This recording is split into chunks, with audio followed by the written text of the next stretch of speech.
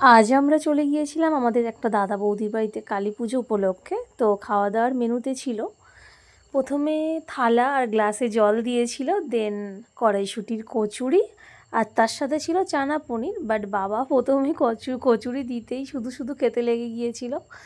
দেন এই যে দেখছো কড়াইশুঁটির কচুরির সাথে চানা পনির দিয়েছে, পনিরের সাইজটাও খুব বড় বড় হয়েছিল আর টেস্ট হয়েছিল দুর্দান্ত। তো তোমরা আমাকে জানিও যে তোমরা কে কে কচুরির সাথে চানা পনির নাকি ছোলার ডাল খেতে বেশি পছন্দ করো। তো নেক্সট হয়েছিল ফ্রায়েড রাইস আর আলুর দম, এবং ফ্রায়েড রাইসটা হয়েছিল একদম ঝরঝরে আর আলুর দমটা করেছিল একদম কষা কষা করে।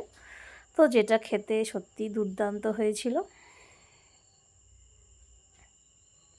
তো আমি যথারীতি একটু আলুর দম দিয়ে ফ্রায়েড রাইসটা খেয়ে নিলাম, এবং খুব সুন্দর যেমন দেখতে হয়েছিল খেতেও হয়েছিল খুব দারুণ।